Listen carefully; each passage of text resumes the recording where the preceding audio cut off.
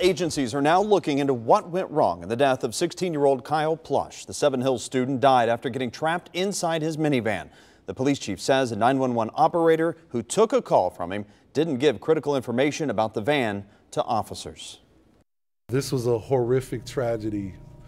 What I say is that we share in their heartbreak around this. Police officers, firefighters, and even our emergency dispatch personnel, you get into this because you want to help. And something went wrong here, and we need to find out why we weren't able to provide that help that we hoped we could have.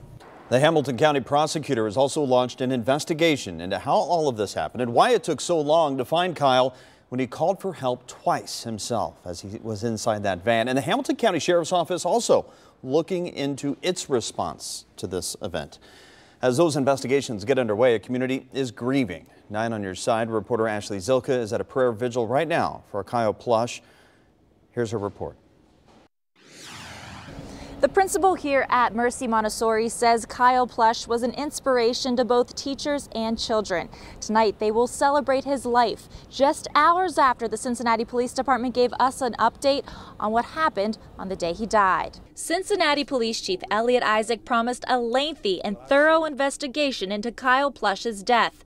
Right now, a 911 dispatcher is on administrative leave. Isaac says Amber Smith took the second call from Plush, but did not provide critical information to District 2 officers who were still on Seven Hills school property. According to the chief, the teenager was able to tell Smith the make, model, and color of the van he was trapped in, but those details stayed with her. Officers spent about 11 minutes searching 5 parking lots, but could not locate Plush. A Hamilton County Sheriff's deputy also looked for him moments later. Plush was found dead in his Honda Odyssey nearly 6 hours after calling 911 the first time. The one thing that we do know is that on that second 911 call, something has gone terribly wrong. This young man was crying out for help.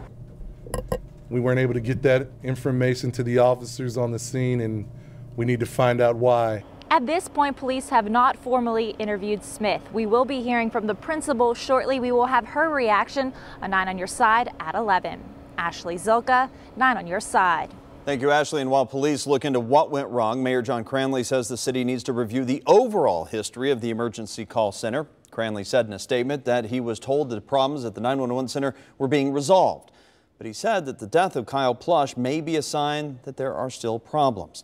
Meanwhile, a city councilman wants to merge the city and county 911 emergency call centers. Chris Seelbach says that he will introduce legislation to do just that.